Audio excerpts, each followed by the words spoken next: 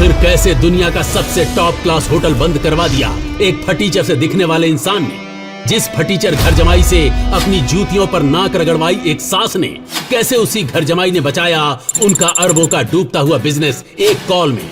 जिस सड़क छाप पति का चेहरा भी देखना पसंद नहीं करती थी उसकी बीवी, कैसे उसने गिफ्ट किया दुनिया का इकलौता डायमंड लैपटॉप अपनी बीवी को? जो फटीचर घर जमाई चाय तक उधारी के पैसों पर पीता था, क्यों उसका बैंक अकाउंट देख छूट गए सबके पसीने? अरे फटीचर, ये 7 स्टार होटल है, कोई ढाबा नहीं कि मुंह उठाकर चले आए। अंदर कहाँ चला जा रहा है? भाई साहब मेरा यकीन कीजिए, अंदर मेरी मीटिंग है आधे घंटे में। तेरे कपड़े फटे हुए, चप्पल में छेद हो रखा है और तू कह रहा है कि आधे घंटे में तेरी मीटिंग है यहाँ। अरे कभी सपने में भी देखा है ऐसा आलीशान होटल? झूठ बोले जा रहा है। चल भाग यहाँ से। मेरे यकीन करो, मेरा अंदर जाना बहुत जरूरी है। मेरी रूम की भी मेरे मैनेजर के पास है अंदर। अबे चल जाए यहाँ से, वरना मार मार के मोर बना दूंगा, समझा? शिवम 7 स्टार होटल के अंदर घुसने के लिए एड़ी तक का जोर लगा चुका था, मगर उसके हुलिये को देखकर वहां मौजूद सिक्योरिटी गार्ड ने उसे अंदर घुसने नहीं दिया।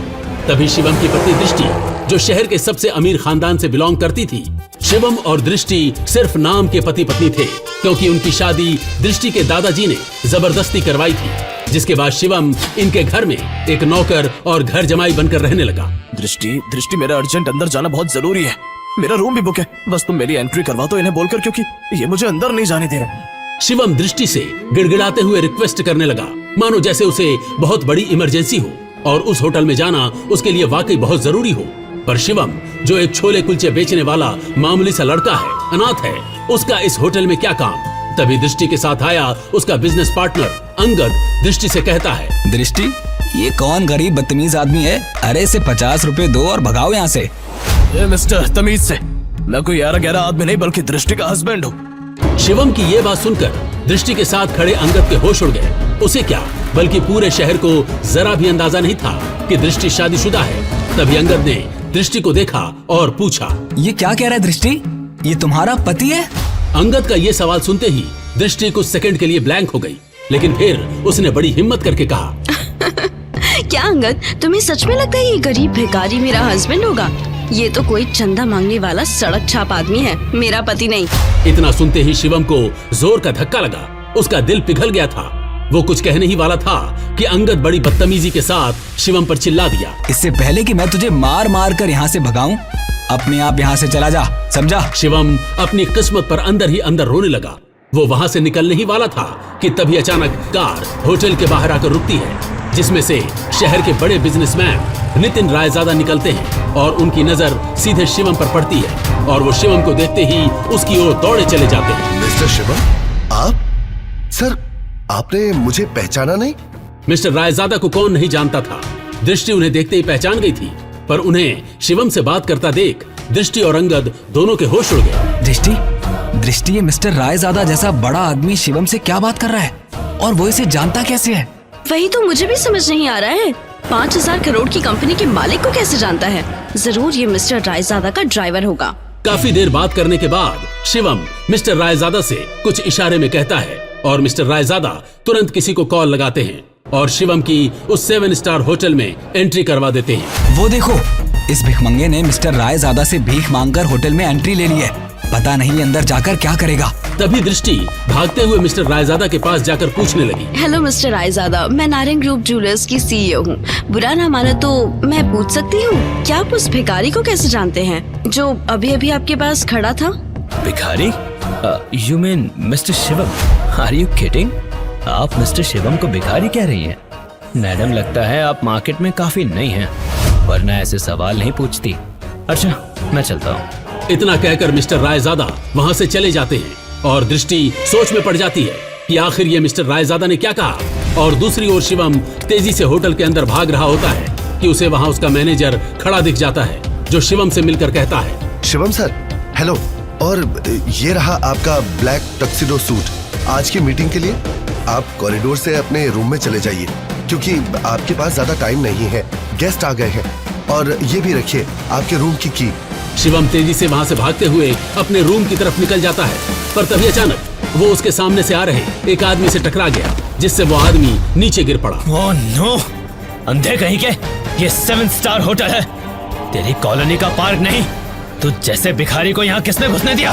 देखिए सर, I'm sorry, मैं जल्दबाजी में हूँ, इसीलिए आपसे टकरा गया। अब मेरी मीटिंग, मुझे जाना होगा, सॉरी। मेरे होते हुए तो इस होटल में 2 मिनट भी नहीं रुक सकता। तू जानता नहीं है तूने किस आदमी से टक्कर खाई है। और तभी वो आदमी इतना कहते हुए शिवम का रास्ता रोक देता है और वहाँ 6 बॉडीगार्ड्स आ जाते हैं और आकर शिवम को पकड़ लेते हैं। तेरी इतनी हिम्मत, तूने हमारे सर को धक्का मारा। तू शायद जानता नहीं, ये इस होटल के मालिक हैं। सर, मेरे लिए इस समय ये मीटिंग बहुत जरूरी है, मैं आपसे माफी मांगता हूँ, प्लीज मुझे जाने दीजिए, मुझे इमरजेंसी है। इसका ये भाड़े का सूट जमीन में फेंक कर गंदा कर दो। मैं भी देखता हूँ इस जैसा भिखारी कैसे मीटिंग अटेंड करेगा। 2 कौड़ी का नौकर और 2 कौड़ी की इसकी कंपनी, पता नहीं कैसे कैसे लोगों को जॉब दे देते हैं। No sir, no.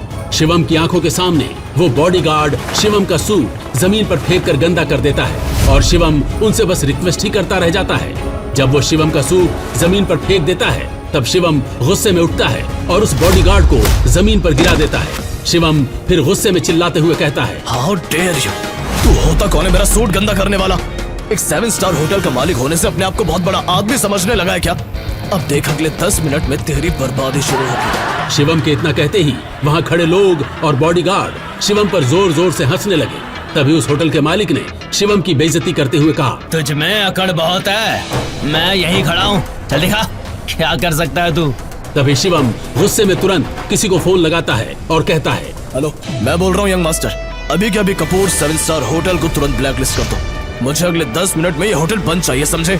शिवम का फोन डिस्कनेक्ट होने के बाद कपूर 7 स्टार होटल के मालिक को और हंसी आ जाती है। पर तभी अचानक होटल में लगी टीवी स्क्रीन पर न्यूज में बड़ी बड़ी हेडलाइंस में कपूर 7 स्टार होटल की न्यूज आने लगी। इस वक्त की सबसे बड़ी खबर, बताया जा रहा है कि दिल्ली के कपूर 7 स्टार होटल को गवर्नमेंट की ओर से अभी अभी बैन कर दिया गया है।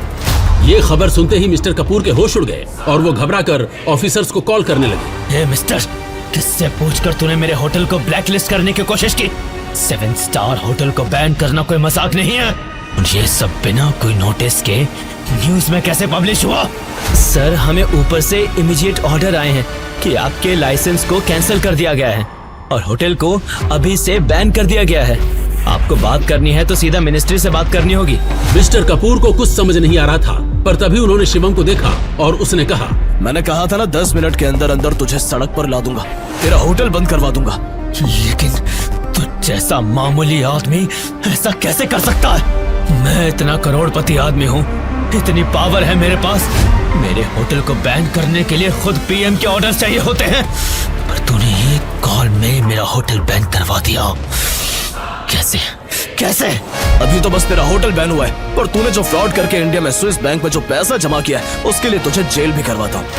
पर मुझे अभी इमरजेंसी है, इसीलिए इतने में छोड़ रहा हूँ, वरना आज हाथ में कटोरा दिलाकर भीख मंगवाता तुझसे।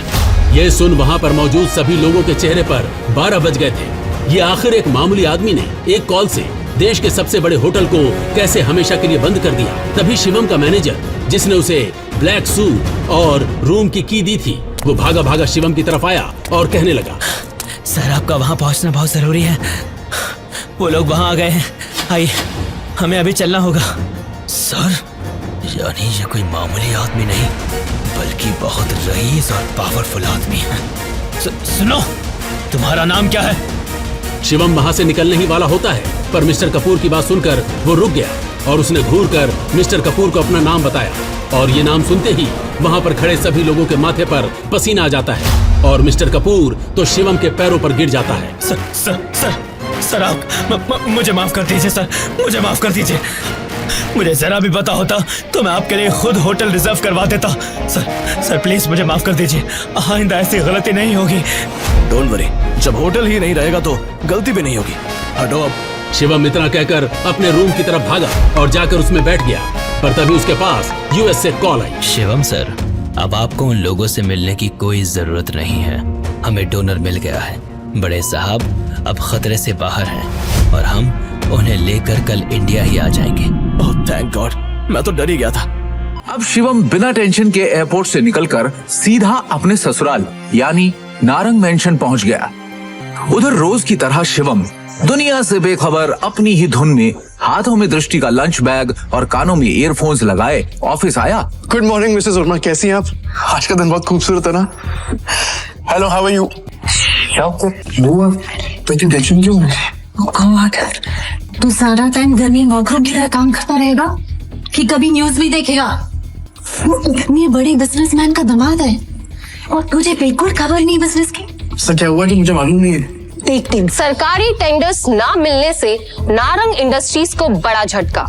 वेंटिलेटर पे चल रही नारंग इंडस्ट्रीज को इस 200 करोड़ के टेंडर से बहुत उम्मीदें थी, लेकिन ये टेंडर चला गया कपूर इंडस्ट्रीज के पास।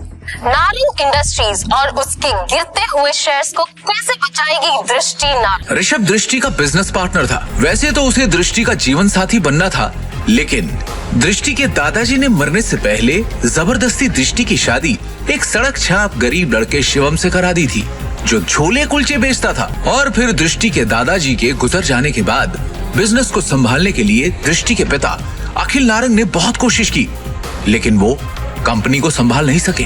तनाव की वजह से उनकी तबीयत पर गहरा असर पड़ा, नुकसान बढ़ता जा रहा था।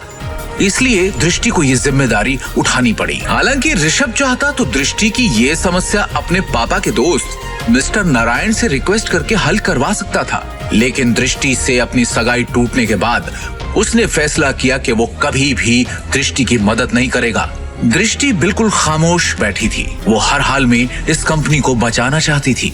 टेंडर ना मिलने की वजह से सारे इन्वेस्टर्स ने अपने हाथ खींच लिए। इनफैक्ट ये देखो, ये बैलेंस शीट, इसमें भी कुछ खास नहीं है। They don't have trust on us anymore. अगर ऐसा ही चलता रहा ना तो हमारी कंपनी दिवाला हो जाएगा। नहीं नहीं नहीं नहीं नहीं नहीं नहीं, no, this cannot happen. I can't let this happen. ये कंपनी सिर्फ कंपनी नहीं है। दादाजी ने खून पसीने की मेहनत से नारंग ग्रुप ऑफ कंपनीज को खड़ा किया था और इसका परचम सिर्फ हमारे देश में नहीं बल्कि विदेश में भी लहरा रहा है। बहुत मेहनत से दादाजी ने इसे कामयाब बनाया है। हमारी एक गलती की वजह से या कुछ ना कर पाने की वजह से मैं दादाजी की पूरी मेहनत को मिट्टी में मिलने नहीं दे सकती। We have to do something. I can't lose this company. This is not the option. आप सब प्लीज कुछ कीजिए। आपको तो कोई आइडिया होगा ना, कोई सोल्यूशन होगा। Somebody just find a way.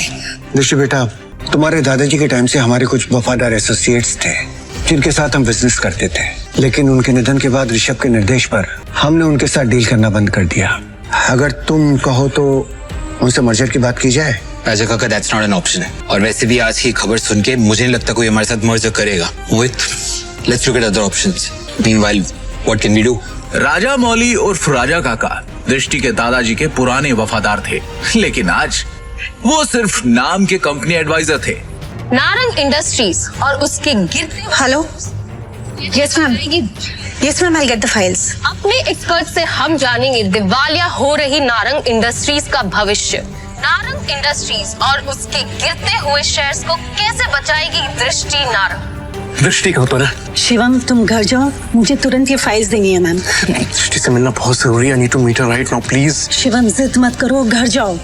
अब जा कर रही है मीटिंग रूम। तभी मिसेस वर्मा दरवाजा खटखटाकर एक्सेस कार्ड की मदद से अंदर चली जाती हैं और उनके पीछे पीछे शिवम भी अंदर घुस जाता है। शिवम को इस तरह देखकर सभी लोग हैरान हो जाते हैं। दृष्टि, इस प्रॉब्लम के बारे में कुछ बात करनी है जरूरी, प्लीज। शिवम, इस वक्त नहीं, इस वक्त मैं बहुत ही जरूरी मीटिंग में हूँ और ये मीटिंग इस वक्त मेरे लिए बहुत जरूरी है। 5 मिनट दे दो। इन सब बातों के लिए इस वक्त मेरे पास वक्त नहीं है। प्लीज जाओ। 5 मिनट इस प्रॉब्लम का सलूशन है। यहाँ मीटिंग चल रही है। मुंह उठा के आ गया साला फटीचर।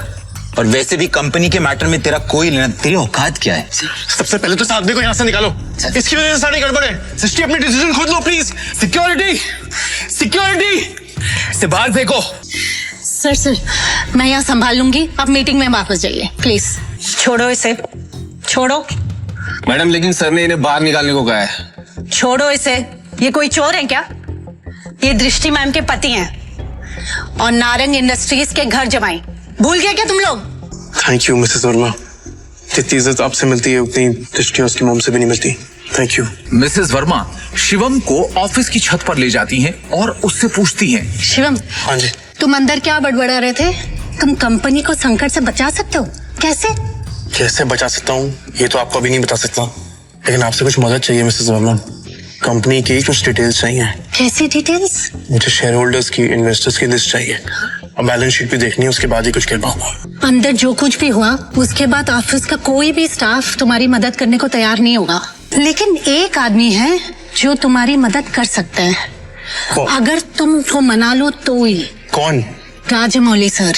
I think he can help you. वो दृष्टि के दादाजी के बहुत करीबी थे, लेकिन जब से ऋषभ आया ना ऑफिस में, उसने उनको साइडलाइन कर दिया। वो ना चेन स्मोकर है, तो वो हर एक घंटे आते हैं यहाँ पे सिगरेट पीने। तुम उनका इंतजार करो और कोशिश करो उनसे बात करने की। हाँ, मैं वापस जाती हूँ। शिवम वहाँ खड़ा होकर राजा मौली का इंतजार करने लगता है।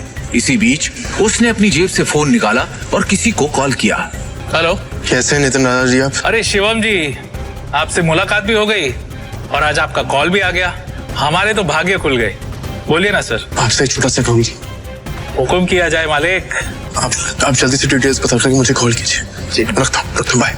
राजा काका, रायजादा ग्रुप और नारंग इंडस्ट्रीज का मर्जर कैसा रहेगा? रायजादा, तुम इनके बारे में कैसे जानते हो? ये तो हमारे पुराने बिजनेस एसोसिएट्स थे। तुम्हें क्या पता इनके बारे में? इसके बाद शिवम ने राजा काका को कुछ ऐसा बताया कि उसे सुनने के बाद उनके होश उड़ गए। उन्होंने अपनी सिगरेट वापस रखी और शिवम को अपने साथ कॉन्फ्रेंस रूम ले गए। ये गरीब फटीचर अब तक यहाँ है। अपनी भाषा पर नियंत्रण रखो। दृष्टि बेटी, हमें शिवम की बात को सुनना चाहिए कि वो कहना क्या चाहता है। इसके पास एक योजना है। योजना? सड़क छाप। जितनी तुम्हारी उम्र है ना, उससे ज्यादा एक्सपीरियंस मुझे इस कंपनी में काम करने का हो चुका है। इस सब नोक झोंक के बीच दृष्टि गहरी सोच में थी। उसे अपने दादाजी की एक बात याद आ रही थी। दृष्टि बेटी, शिवम तुम्हारे लिए एक अच्छा जीवन साथी है और एक बात हमेशा याद रखना, जब भी तुम्हें या नारंग इंडस्ट्री पे कोई भी परेशानी आई तो शिवम ही तुम्हें उससे बाहर निकालेगा। आप कहना क्या चाहते हैं? इनफ। शांत हो जाइए आप सब, प्लीज प्लीज थोड़ी देर के लिए चुप हो जाइए। और ऋषभ, तुम भी चुप रहो। भूलिए मत आप सब लोग, इस कंपनी की बॉस अब भी मैं हूँ। डिसीजन मेकिंग पावर मेरे हाथ में है। होगा वही जो मेरा फैसला होगा। शिवम, तुम कहो तुम्हें क्या कहना है? हाँ शिवम जी, क्या बेटा? सबसे पहले मुझे कंपनी के शेयर होल्डर्स और इन्वेस्टर्स की लिस्ट चाहिए और बैलेंस शीट भी देखनी है, उसके बाद ही कुछ कह पाऊँ। दृष्टि, ये बहुत ज्यादा हो रहा है। हम ऐसे ही किसी को अपनी कंपनी की डिटेल्स शेयर नहीं कर सकते। लैपटॉप दो सर। प्लीज। चलो। दृष्टि, तो ये बात। ऋषभ, भूलो मत तुम्हारी बॉस का पति है जिसके बारे में तुम ऐसे बात कर रहे हैं। अगली बार तमीज का इस्तेमाल जरूर करना। 2 साल में पहली बार शिवम ने दृष्टि को उसके लिए लड़ते हुए देखा। दृष्टि की बात सुनते ही उसका सीना चौड़ा हो गया। Shivam, you continue. Balance sheet की कुछ ट्रांजैक्शन पे मुझे शक है। इन्वेस्टर्स जिस तरह कंपनी छोड़ के जा रहे हैं, उसका भी एक पैटर्न है। कुछ तो गड़बड़ है यहाँ पे। अरे क्या बकवास कर रहा है? कुछ भी बोल रहा है यार। हवा में बात करना बंद करो और ये बताओ कि गिरते शेयर को कैसे रोके। हमें हमारे कंपनी से सारे शेयर बाय बैक करने होंगे। सिंपल। अरे वाह, एकदम शानदार और नया आइडिया तुम्हारा। तुम्हें क्या लगता है? अरे इसे क्या लगता है कि हम लोग ने इस बारे में सोचा नहीं होगा? शांत हो जाओ। शिवम, फंड्स कहाँ हैं हमारे पास? 1 मिनट दो मुझे, बस 1 मिनट। इतना कहकर शिवम ने अपने फोन से एक नंबर मिलाया और उसके बाद जो उसने फोन पर कहा उसे सुनकर सबके होश उड़ गए। ऋषभ और मोहित की आंखें फटी की फटी रह गई। मिस्टर टोकस, मेरी बात ध्यान से सुनिएगा। सबसे पहली बात, राजाडा ग्रुप से नारंग इंडस्ट्रीज को फौरन 500 करोड़ ट्रांसफर कीजिए। दूसरी बात, राजाडा ग्रुप और नारंग इंडस्ट्रीज के बीच में मर्जर अनाउंस कीजिए। और हाँ, आखिरी बात, कपूर इंडस्ट्रीज के सारे शेयर खरीद लीजिए जल्दी। दृष्टि शिवम की इतनी बड़ी बड़ी बातें सुनकर हैरान थी। उसे यकीन ही नहीं हो रहा था कि उसका घर जमाई पति इतनी बड़ी कंपनी से उसकी नारंग इंडस्ट्री का मर्जर करवा रहा था। दृष्टि ने शिवम से कहा, शिवम, तुम हो कौन? ब्रेकिंग न्यूज, बड़ी खबर आ रही है इस वक्त हमारे पास। रायजादा ग्रुप ने नारंग इंडस्ट्रीज के साथ मर्जर की घोषणा कर दी है। इस खबर ने नारंग इंडस्ट्रीज को फर्श से अर्श तक पहुंचा दिया है। नारंग इंडस्ट्रीज के शेयर प्राइस ने वापस से रफ्तार पकड़ी है। नारंग इंडस्ट्रीज का दुनिया की सबसे बड़ी कंपनी रायजादा ग्रुप से जुड़ना काफी फायदेमंद साबित होगा। क्या दृष्टि को मिलेगा शिवम से अपने सवाल का जवाब? आखिर क्या राज छुपा है शिवम की असलियत के पीछे? रायजादा ग्रुप से शिवम का क्या रिश्ता है? एक फटीचर इंसान ने कैसे देश की सबसे बड़ी कंपनी रायजादा ग्रुप से नारंग इंडस्ट्रीज का मर्जर करवाया? नारंग इंडस्ट्रीज के हाथ से टेंडर निकल जाने के पीछे क्या ऋषभ की कोई साजिश थी? ये सब जो अभी अभी हुआ था ये किसी जादुई सपने से कम नहीं था, लेकिन एक बात जो अब भी सबकी नजरों से शिवम ने छुपाकर रखी थी वो थी उसकी आंतरिक शक्तियां, जिसे शिवम उजागर करने की कोशिश कई दिनों से कर रहा था। शिवम वहां से निकलकर एक शादी में गया था जहां उसे करण मिला था, जो कि दृष्टि का कजन था। वो शिवम को बेइज्जत करने से कभी बाज नहीं आता था। शिवम और उसके बीच नोक-झोंक कई समय से चलती आ रही थी, लेकिन उस दिन शिवम ने करण की बेइज्जती पूरे रिश्तेदारों के सामने कर दी और वहां से घर चला गया। करण ने अपने गुस्से को पी लिया और ठान लिया कि वो शिवम को नहीं बख्शेगा। दूसरी ओर अपना खाना खत्म करके शिवम ने अपने बर्तन धोए और फिर वो अपने बेड पर आराम करने बैठ गया। ध्यान या मेडिटेशन करने की महारत उसने पिछले कुछ सालों में ही पाई थी। शिवम के लिए मेडिटेशन उसके शरीर के अंदर दिन भर में जमा हुई गंदगी बाहर निकालने का एक जरिया है। और तभी शिवम ने हाथ आगे बढ़ाया और बेड के साइड में रखा एक काला पत्थर उठाया। उसे मुट्ठी में बंद कर जैसे ही उसने हाथ को हल्के से घुमाया, वो पत्थर राख बन उसकी उंगलियों के बीच से सरक गया। शिवम की आंखों में उत्साह भर गया और उसने खुद से कहा, भस्म शक्ति ने अपना रूप ले लिया है। अरजा, उसके गुरु ने भी तो यही कहा था कि वो तक्षक महल का वंशज तभी माना जाएगा जब वो अपनी अंदरूनी शक्तियों को जगा लेगा, और तब उसकी तलाश शुरू होगी ढूंढने के लिए रायजादा परिवार के उन खास लोगों को जिनसे वो अपने गुरु के निशानी के तौर पर दिए जेड पत्थर की मदद से मिल पाएगा।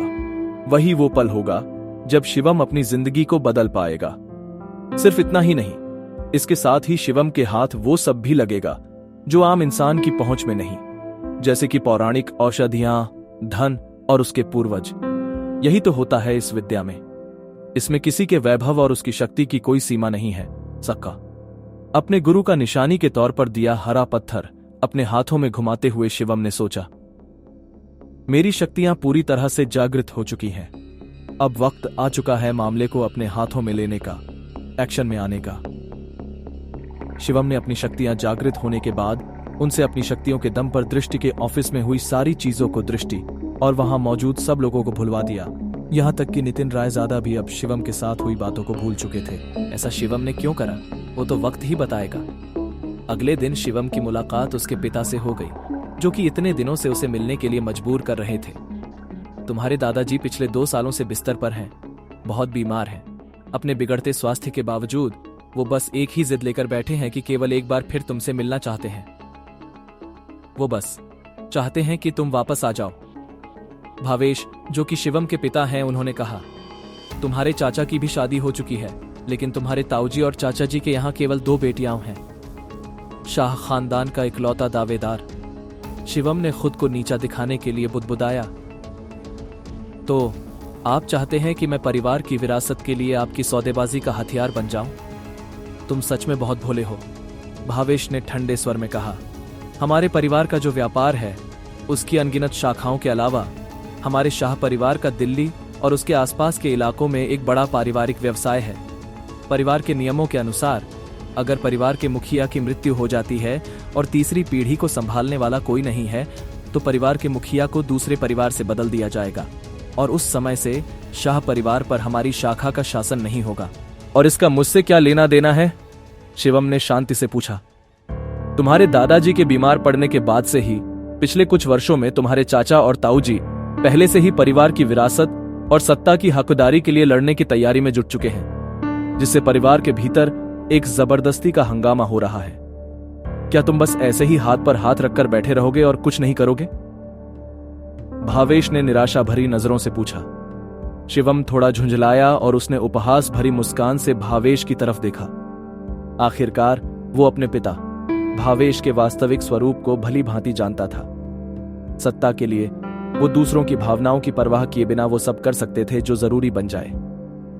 शिवम, तुम खुद ही सोचकर देखो कि क्या तुम वाकई में इस छोटे से नारंग परिवार में रहना चाहते हो और जिंदगी भर इस तरह अपमानित होना चाहते हो? भावेश ने शिवम से पूछा। कल नारंग परिवार की शादी के दौरान तुम्हें इतना बड़ा अपमान सहना पड़ा। भावेश ने कहा, क्या तुम उनसे बदला लेने की शक्ति नहीं चाहते? क्या तुम नहीं चाहते कि तुम्हें वो रुतबा, वो शोहरत, वो ताकत मिल जाए कि तुम जब चाहो तब पूरे नारंग परिवार को अपने सामने पैरों पर घुटने टेकने के लिए मजबूर कर दो। भावेश के ये कहते ही शिवम ने उसकी तरफ देखा और फिर एक गहरी सोच में डूब गया। भावेश ने अपने चालाक स्वभाव का इस्तेमाल कर शिवम से अनुनय किया, लेकिन इसके बावजूद भी शिवम ने सिर्फ अपना सिर हिलाया और कुछ नहीं कहा। मुझे पता है कि तुम मुझसे अपने दिल की गहराई से नफरत करते हो। तुम चाहो तो जीवन भर मुझसे नफरत कर सकते हो और मुझे अपने पिता के रूप में स्वीकार नहीं करना चाहते हो तो वो भी मत करो। भावेश ने गंभीरता से कहा, केवल एक चीज है जो तुम्हें करने की जरूरत है, वो है शाह परिवार में वापस आना और अपने दादा को पहचानना। फिर तुम शाह परिवार से वो लेने में सक्षम हो जाओगे जो तुम चाहते हो और उस शक्ति के साथ तुम जो चाहो वो कर सकते हो। दिखने में इतनी सिंपल सी शर्त है, पर ये एक बहुत बड़ा मौका है जो तुम्हारे लिए शोहरत और ऊंचाइयों के सारे रास्ते खोल देगा। क्या तुम अब भी इसे स्वीकार करने को तैयार नहीं हो? शिवम ने स्पष्ट रूप से कहा, मुझे आपकी सहायता की कोई जरूरत नहीं है। मैंने वास्तव में तब तुम्हारे और तुम्हारी मां के साथ गलत किया था, लेकिन अगर तुम मेरी जगह होते तो शायद तुम भी ऐसा ही करते। एक आदमी जीवन में सब कुछ खो सकता है, हालांकि केवल एक चीज जो उसे नहीं खोनी चाहिए वो है वो शक्ति जो उसके हाथों में है। हाँ, आपने जो कहना है या करना है वो कीजिए। नोएडा सिटी, पूर्वी जिला, रायजादा ग्रुप बिल्डिंग। इमारत के प्रवेश द्वार पर पहुंचकर शिवम गेस्ट हॉल में चलने के लिए आगे बढ़ा। सर, क्या मैं पूछ सकती हूं आप किसे ढूंढ रहे हैं? रिसेप्शनिस्ट ने विनम्रता से पूछा। मैं आपके डायरेक्टर नितिन रायजादा से मिलने आया हूं, शिवम ने शांति से कहा। आप डायरेक्टर रायजादा से मिलने आए हैं? क्या आपके पास अपॉइंटमेंट है? उस रिसेप्शनिस्ट ने फिर पूछा। कैजुअल स्ट्रीट वियर टाइप के कपड़े पहने शिवम किसी ऐसे व्यक्ति की तरह नहीं दिख रहा था जिसके पास डायरेक्टर नितिन रायजादा जैसे बड़े आदमी से बात करने की योग्यता भी हो। मिलना तो दूर की बात थी।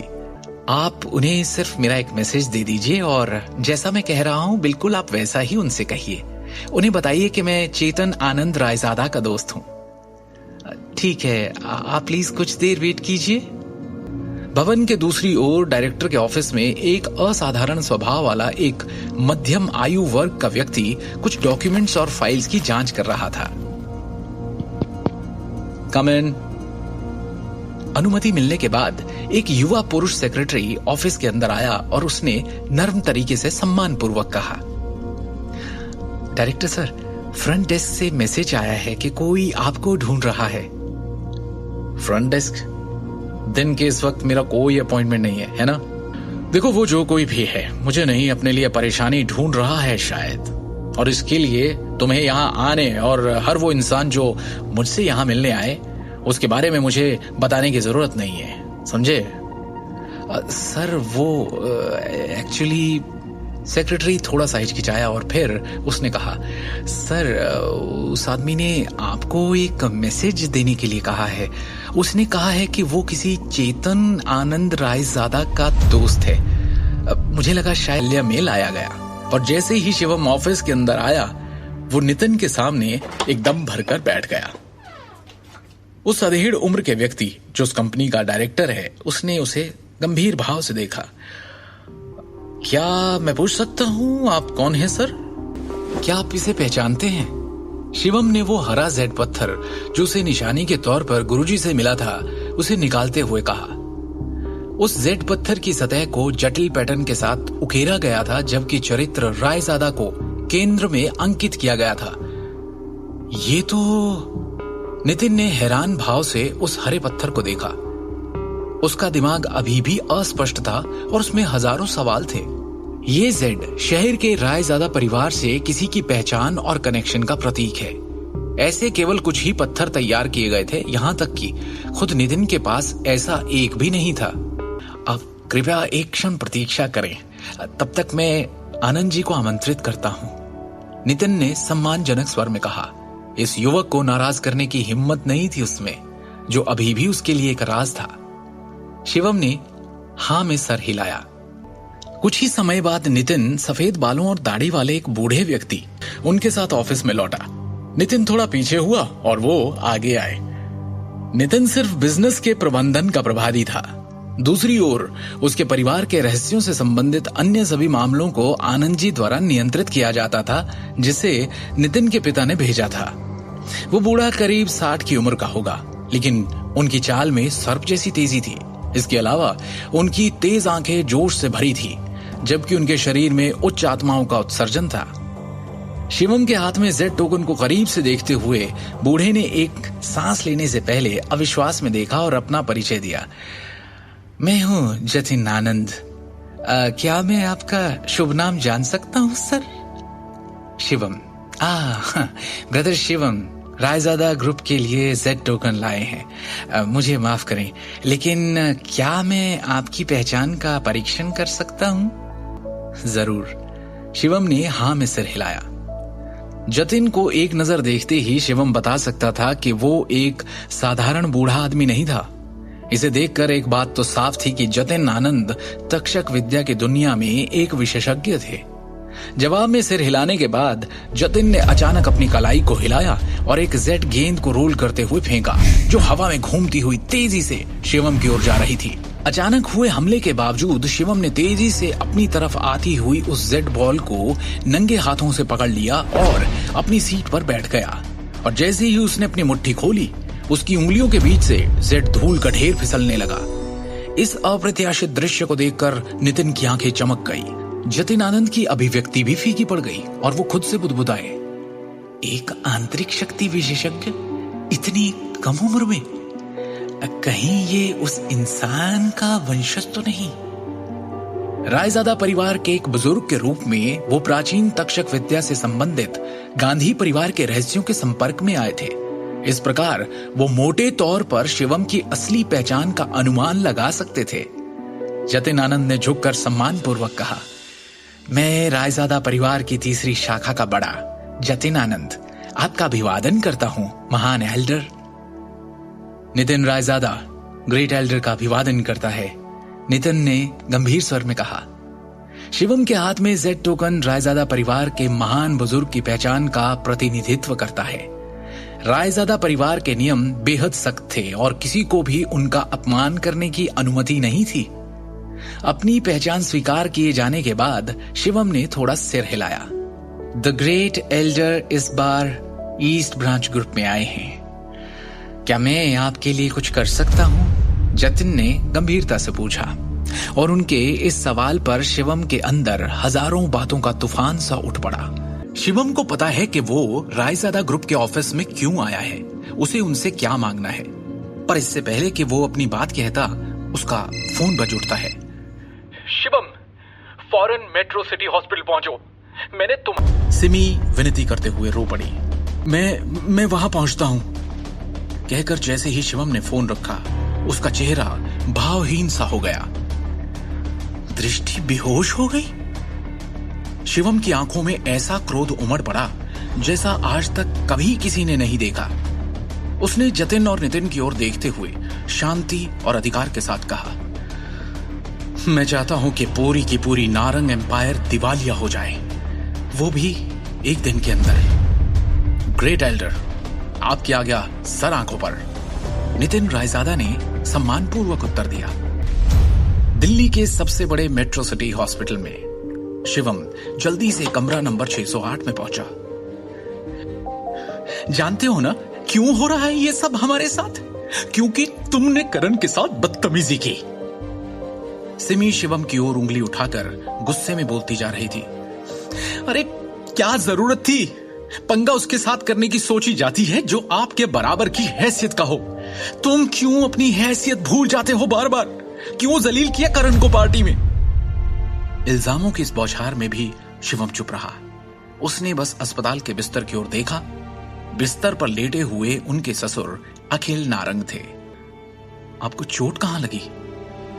शिवम ने चिंतित स्वर में पूछा। घाव अंदरूनी है, घबराने की बात नहीं, अखिल ने दर्द भरी आवाज में कहा। शिवम की आंखों में अपने लिए चिंता देखकर दृष्टि बोल पड़ी। मैं ठीक हूं, पापा की मजदूरों से बहस हो गई, उन्हें पीटा गया। ये तो अच्छा हुआ किसी तरह उन्होंने अपना बचाव कर लिया। हालांकि शिवम का दिल गुस्से से भर गया था। उसने ये पूछने से पहले खुद को शांत किया, फैक्ट्री में एग्जैक्टली हुआ क्या था? दृष्टि इस बारे में बात नहीं करना चाहती थी। उसने बस एक भारी सांस भरी। पता नहीं करण को फैक्ट्री के लेनदारों के अधिकार कैसे मिले, या फिर वो कब कैसे सबसे बड़ा लेनदार बन गया। वो मजदूरों को फैक्ट्री की सारी मशीन तोड़ने फोड़ने के लिए उकसाने लगा। मैंने और दृष्टि ने उसे समझाने की कोशिश की, पर वो हंसता रहा हम पर। फैक्ट्री की सारी मशीन्स उठवा ली उसने। फैक्ट्री खत्म हो गई, घर भी जल्दी ध्वस्त हो जाएगा। बहुत निर्दयी हैं वो लोग, और हम क्यों उनका निशाना बने? सिर्फ तुम्हारी वजह से शिवम, सिर्फ तुम्हारी वजह से, बोला उसने। अरे वाह, पूरा परिवार एक साथ। शिवम, कमरे के बाहर से हंसी की आवाज आई। करण यहां भी आ गया। आपने मेरे सुझावों के बारे में क्या सोचा? पांचवी चाची, पांचवे अंकल? करण ने उन्हें और भड़काने के लिए उद्देश्यपूर्ण ढंग से अपने शब्दों को लंबा खींचा। अगर मैं आज आपके बचाव में नहीं दौड़ा होता तो वो वर्कर्स तो आपकी जान ही ले लेते, है कि नहीं? एक तो खुद तुमने ये सब करवाया और अब हीरो बनने आ गए हो। बंद करो ये ढोंग करण। करण की बातों से तंग आकर दृष्टि फट पड़ी। करण की चालाक अभिव्यक्ति उनमें से कोई बर्दाश्त नहीं कर पा रहा था। अरे यार, आप लोग दया के लायक हो ही नहीं। ऐसे लोगों को पता है क्या कहते हैं? थैंकलेस। करण ने आ भरते हुए कहा, मैं चाहता था कि अखिल अंकल के सारे कर्जे बाहर के बाहर निपट जाएं। क्या यह तरीका सही नहीं था उन्हें सेव करने का? मेरी जगह कोई और होता तो शायद आज ये जिंदा भी नहीं होते। करण ने कोमल स्वर में कहा, मैं तो बस मदद करने की कोशिश कर रहा हूं। मुंह बंद करो और दफा हो जाओ यहां से करण। दृष्टि गुस्से में कांपती हुई चिल्लाई, मैं दफा हो जाऊं?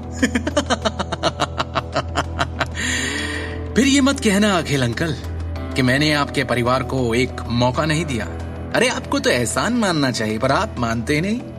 इसलिए मैं कल ही लेनदारों के अधिकार जारी कर दूंगा। बर्बाद हो जाएंगे आप सब। लोन शार्क्स तब तक आपके पीछे रहेंगे जब तक आप जिंदा हैं।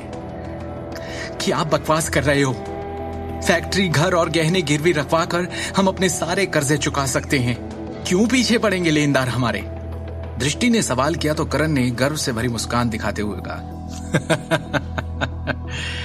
उस घटिया ज्वेलरी प्रोसेसिंग फैक्ट्री के सभी उपकरण टूट गए हैं। एक कौड़ी की औकात नहीं, उसको गिरवी कहां रखोगे? इसके अलावा तुम लोगों को अभी भी साइट के किराए का हिसाब देना होगा।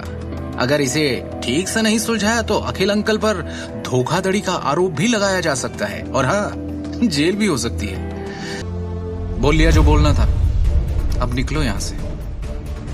शिवम ने करण को भाव शून्यता से देखा। करण चिल्लाया और अचानक गुस्से में आकर अपनी हथेली की मुट्ठी बनाकर शिवम के चेहरे की तरफ जैसे उड़ाई। ठाक की आवाज के साथ शिवम ने उसकी मुट्ठी एक झटके में अपनी हथेली से रोकी और बिना दया के एक झटके में उसे उल्टा घुमा दिया। बेइज्जती, हैरानी और गुस्से के घूंट पीकर उसने जहर उगलते हुए कहा, तेरी ये मजाल, तूने मुझे हाथ लगाया, मुझे, करण नारंग को। उसने दृष्टि के परिवार की ओर देखकर कहा, और तुम लोगों को भी नहीं छोड़ूंगा मैं। इस परिवार की कहानी अब खत्म समझो। अब तुम में से मैं इस मामले को अच्छी तरह से संभाल लूंगा, इसीलिए आपको अब और चिंता करने की जरूरत नहीं है। शिवम ने स्पष्ट शब्दों में आत्मविश्वास के साथ पूरे परिवार से कहा, करण या उसके परिवार वाले हमारा कुछ नहीं बिगाड़ पाएंगे। क्या कर लोगे तुम? क्या तुम इस लायक हो? सिमी ने एक ठंडी मुस्कान के साथ व्यंग्यात्मक लहजे में कहा, तुम्हारी तो इतनी हैसियत भी नहीं कि। उस समय शिवम ने सिमी की तरफ अपनी भावहीन निगाहें घुमाई और उसके शब्दों को चुप कर दिया। उसकी आंखों से जैसे सिमी की आंखें मिली, उसे ऐसा लगा जैसे शिवम आज पूरी तरह से एक अलग इंसान बन गया है। वो कांप गई। उसे डांटने के लिए जबान खोली थी, पर अब उसकी बोलती खुद ही बंद हो गई। शिवम ने दोबारा दृष्टि की ओर नम्रता के साथ देखा और प्यार से उसे आश्वस्त किया। फिक्र मत करो दृष्टि, अब कुछ बुरा नहीं होगा, मैं हूं ना तुम्हारे साथ। हालांकि दृष्टि को समझ नहीं आ रहा था कि क्या हो रहा है, फिर भी उसने अपने दिल में एक बड़ी गर्मजोशी महसूस की। शिवम ने धीरे से उससे पूछा, भरोसा है ना मुझ पर? इस सटीक क्षण में उसने पहली बार ऐसा महसूस किया कि वो उस पर भरोसा कर सकती है। हाँ है, उसने कहा और जवाब में सिर हिलाया। शिवम के करण पर हाथ उठाने का क्या अंजाम भुगतेगा दृष्टि का परिवार, या फिर शिवम सच में उन्हें बचा लेगा? क्या अपनी तक्षक विद्या का इस्तेमाल करने के लिए ये शिवम का पहला मकसद होगा? क्या अब नारंग परिवार शिवम का अलग रूप देखेगा? नारंग ज्वेलरी ग्रुप की इमारत की हर मंजिल पर आज एक असामान्य उथल पुथल थी। कर्मचारियों में अफरा। अचानक नारंग परिवार के सबसे बड़े भाई और नारंग ग्रुप के डायरेक्टर अमिताभ नारंग ने सभी का ध्यान अपनी ओर आकर्षित करने के लिए जोर से खांसी की। सब लोग बहस करना बंद करें, पहले बिजनेस की बातें करें। इस तरह की समस्या को हल करने का हमेशा एक तरीका होगा। अमिताभ नारंग के चेहरे पर आज अलग ही भाव थे। जब से उन्होंने नारंग ग्रुप के डायरेक्टर का पद संभाला, तब से कॉरपोरेशन बिना किसी रुकावट, गिरावट या बिना किसी नुकसान के सुचारू रूप से चलती आ रही थी, क्योंकि इससे पहले कभी किसी ने ऐसी हिला देने वाली स्थिति का सामना नहीं किया था। जैसे ही बैठक कक्ष तुरंत शांत हुआ, सभी ने चिंतित भावों से अमिताभ नारंग को देखा और उनके बोलने का इंतजार करने लगे। डायरेक्टर सर, आपने जिन डेटा की कैलकुलेशन मांगी थी वो आ गई है। हमारे कितने बड़े और पुराने क्लाइंट्स ने आज के आज हमारे साथ कॉन्ट्रैक्ट खत्म कर लिया है, अब बताओ मुझे। डायरेक्टर सर, आंकड़ों के अनुसार हमारे नारंग ग्रुप के शेयर्स में आज 30% से अधिक की गिरावट आई है और पहले ही क्रैश हो चुके हैं। इससे छोटे शेयर धारक घबरा गए हैं और अपने शेयर्स तुरंत वापस लेने का अनुरोध कर रहे हैं। अब इसके अलावा 1 दर्जन से भी ज्यादा शहरों में हमारे ज्वेलरी के सेल्स चैनल आज काट दिए गए हैं और हमें हमारे सारे कॉन्ट्रैक्ट्स खत्म करने के लिए फोर्स किया गया है। इन सब के अलावा ईस्टर्न प्रांत की ज्वेलरी और उससे जुड़ी हुई 20 से भी ज्यादा कंपनीज, ज्वेलरी कॉमर्स एसोसिएशन और जनरल चैम्बर ऑफ कॉमर्स ने संयुक्त रूप से सार्वजनिक रूप से घोषणा की है कि वो हमारे नारंग ग्रुप का सहयोग नहीं करेंगे। अभी स्थिति ये है कि मार्केट में हमारे नारंग ग्रुप पर कोई भरोसा करने को तैयार नहीं है। अमिताभ नारंग का चेहरा ऐसे पीला पड़ गया जैसे उन्होंने कोई भूत देख लिया हो। उन्हें खुद अभी तक ये बात समझ नहीं आ रही थी कि उन्होंने किस ताकतवर शख्स को इतना नाराज कर दिया कि उसने पूरे के पूरे नारंग ग्रुप का दिवालिया निकाल दिया, वो भी एक दिन के अंदर। उन्होंने अजीत की तरफ देखा और पूछा, अजीत, क्या तुम इस समस्या का कोई समाधान लेकर आए हो? चिंता वाली बात यह है कि कोई स्पष्ट रूप से पर्दे के पीछे के तार खींच रहा है और हमारे ग्रुप को निशाना बना रहा है। हालांकि अजीत नारंग को भी समझ नहीं आ रहा था कि क्या किया जाए। उसका चेहरा राख हो गया था। अभी के लिए हमें तार खींचने के लिए जिम्मेदार व्यक्ति का पता लगाना चाहिए। हम तब तक देख सकते हैं कि क्या बातचीत के लिए अभी भी कोई जगह है। अजीत नारंग ने असहाय रूप से कहा। दोनों मुखिया समझ नहीं पा रहे थे कि उन्होंने किसे नाराज किया है। आखिर किसके पास एक दिन के अंदर नारंग ग्रुप को दिवालिया होने के कगार पर खड़ा करने की शक्ति थी। ये देखकर कि दोनों मुखिया भी बेबस थे, बैठक कक्ष और भी बेचैन हो गया, क्योंकि शेयर धारक आगे की चर्चा में पड़ गए कि तभी कक्ष के दरवाजे पर दस्तक हुई और वो चश्मे वाली युवा महिला सेक्रेटरी फिर से अंदर आई। उसके चेहरे पर इस वक्त और भी ज्यादा परेशानी के भाव थे। महिला सेक्रेटरी ने गंभीर लहजे में कहा, वाइस चेयरमैन, किसी ने हमें अभी फोन किया है। वो रायजादा ग्रुप के सेक्रेटरी विक्रम टोकस हैं। इस बार वो आपसे नारंग ग्रुप के मामलों पर कुछ बात करना चाहते हैं। मुझसे बात करना चाहते हैं? अजीत नारंग ने असमंजस में उत्तर दिया। वहां मौजूद सभी लोग हैरान हो गए। आखिर क्या उस व्यक्ति को पहले एग्जीक्यूटिव डायरेक्टर सबसे बड़े भाई की तलाश नहीं करनी चाहिए? वो तीसरे भाई की तलाश क्यों करेंगे? कहीं ऐसा तो नहीं? इस वक्त सम्मेलन कक्ष में बैठे सभी लोग ये अनुमान लगा सकते हैं कि वो आदमी बड़े भाई से न मिलकर तीसरे भाई से मिलने क्यों आया होगा, क्योंकि सभी की संदेह भरी निगाहें अजीत नारंग पर जा टिकी थी। अजीत, क्या इस मामले का तुमसे कोई लेना देना है? क्या तुमने किसी भी तरह से रायजादा ग्रुप को ठेस पहुंचाई है? क्या मजाक है? आखिर नारंग ग्रुप का कोई भी शख्स रायजादा ग्रुप जैसे ताकतवर बिजनेस टाइकून से टकराने की हिम्मत कैसे कर सकता है? रायजादा ग्रुप के एक इशारे पर सारा नारंग ग्रुप एक चुटकी में दिवालिया हो जाएगा। तो फिर मैं कैसे? अजीत नारंग ने जल्दी से उनके साथ सभी संबंधों से इनकार कर दिया। हम जल्दी ही पता लगा लेंगे। आप फोन उठाओ और स्पीकर चालू करो। देखते हैं रायजादा ग्रुप का क्या कहना है। अमिताभ नारंग ने ठंडे स्वर में कहा। टूर पर सेक्रेटरी विक्रम टोकस की आवाज बहुत ठंडी थी। हाँ mister Tokas, good morning. Ajit Narang ने विनम्रता से जवाब दिया।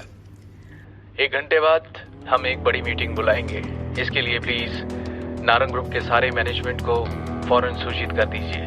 हमारा रायजादा ग्रुप आपकी कंपनी के एक्विजिशन यानी अधिग्रहण के बारे में बात करने के लिए आएगा।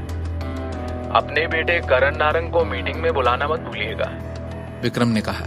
जी बिल्कुल, अजीत ने तुरंत उत्तर दिया, क्योंकि वो विक्रम टोकस को अपमानित करने की जरूरत नहीं कर सकता था।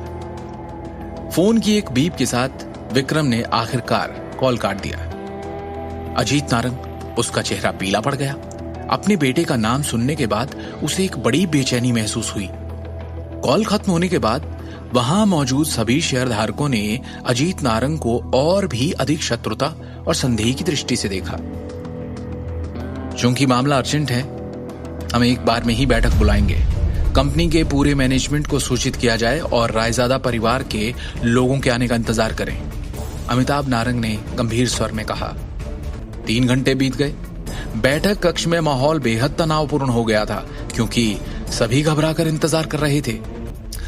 मिस्टर नारंग, क्या हमें फोन नहीं करना चाहिए? वो आ भी रहे हैं कि नहीं? शेयरधारकों में से एक से अब इंतजार नहीं हो रहा था। अनुभव था ही इतना कष्टदायक। हम केवल इंतजार कर सकते हैं। आखिरकार हमारे ग्रुप की जीवन रेखा पहले से ही रायजादा परिवार के हाथों में है, अमिताभ ने गंभीरता से कहा। इसी दौरान एक युवक अचानक अपनी बिजनेस टीम और 2 अन्य वकीलों के साथ बैठक में चला गया। सब लोग मुझे अपना परिचय दें।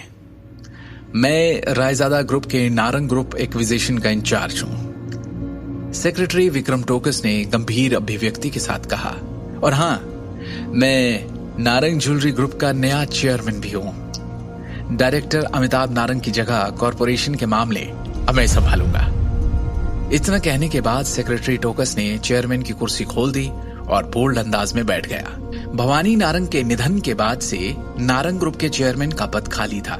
यहां तक कि अमिताभ और अजीत नारंग ने भी खुद को डायरेक्टर के पद तक ही रखा। ये नजारा देखकर नारंग परिवार के सभी सदस्यों के चेहरे पर घृणा आ गई, पर वो चुप रहे, क्योंकि वो रायजादा ग्रुप को नाराज नहीं करना चाहते। सेक्रेटरी टोकस परिवार के सभी लोगों के हाव भाव देखकर मुस्कुराया और बोला, आगे बढ़ने से पहले ऐसा लगता है आप सब में काफी लोगों की समझ में नहीं आया कि अभी स्थिति एग्जैक्टली है क्या। इस समय मेरे हाथों में नारंग की ज्वेलरी ग्रुप के 55% शेयर हैं। इसके अलावा मैं मैनेजमेंट के तहत 20 ज्वेलरी फैक्ट्रीज और 30 आभूषण फ्लैगशिप स्टोर्स के कंट्रोल में हूं। मेरा मानना है कि अगर मैं चेयरमैन का पद लेता हूं तो किसी को आपत्ति नहीं होगी, है ना? टोकस के ये शब्द एक ढोल की तरह लग रहे थे जो सभी के मन में गहराई से उतर गए, जिससे वो चुप हो गए। ये एक्विजिशन के दस्तावेज हैं, प्लीज आप सभी एक बार ध्यान से पढ़ लीजिए। टोकस ने दस्तावेज की कॉपियां सभी में बांटने का आदेश दिया। उपस्थित सभी शेयरधारकों ने दस्तावेजों को पढ़ते हुए और गहराई से विचार करते हुए गंभीर भाव प्रकट किए कि तभी शांति में विक्रम टोकस की आवाज फिर से आई, एक अलग अंदाज में। करण नारंग कौन है? इतने में वहां मौजूद सभी एक ही दिशा में देखने लगे और पीछे से करण निकलकर सामने आया। विक्रम ने उसे ज़हीन नजरों से देखा। मैं हूं करण नारंग, लेकिन मैं ये नहीं समझ पा रहा हूं कि आपको मुझसे क्या काम है मिस्टर विक्रम टोकस। करण ने झुंझलाहट भरी आवाज में ईमानदारी से कहा। अब मेरा मतलब है विक्रम सर। विक्रम ने बिना कोई प्रक्रिया दिए उससे पूछा, कंपनी में आपकी क्या पोजीशन है? और इतनी बड़ी कंपनी के मुलाजिम होने के नाते आपको इतना भी नहीं पता कि बिना बारी के बोलना सही नहीं? विक्रम ने यह कहते हुए करण की ओर अपनी ठंडी निगाह डाली और पास पड़ी मोहर उठाकर तेजी से करण की तरफ फेंकी। और जैसे ही वो सील करण के पेट से टकराई, उसके होश उड़ गए और उसे लगा जैसे उसे हथौड़े से मारा गया हो। जैसे ही उसके पेट से दर्द ऊपर की ओर बढ़ा, उसने बैठक से पहले खाया हुआ सारा खाना कॉन्फ्रेंस रूम की टेबल पर उल्टी कर दिया। करण गुस्से से भड़क उठा, क्योंकि उसे लगा था कि विक्रम ने उसके साथ अन्याय किया है और सबके सामने उसे अपमानित किया है। हालांकि उसने विक्रम को अपनी आंखों में शुद्ध घृणा के साथ देखा, लेकिन उसने विरोध का एक भी शब्द कहने की हिम्मत नहीं की। उसे अभी भी समझ नहीं आया कि रायजादा ग्रुप का ये सेक्रेटरी उसे क्यों निशाना बना रहा है। विक्रम ने धीरे से कहा, अब आप सब लोग मेरी बात ध्यान से सुने। मुझे पूरी उम्मीद है कि आप सब ने इस टेक ओवर के पेपर्स अच्छे से पढ़ लिए होंगे।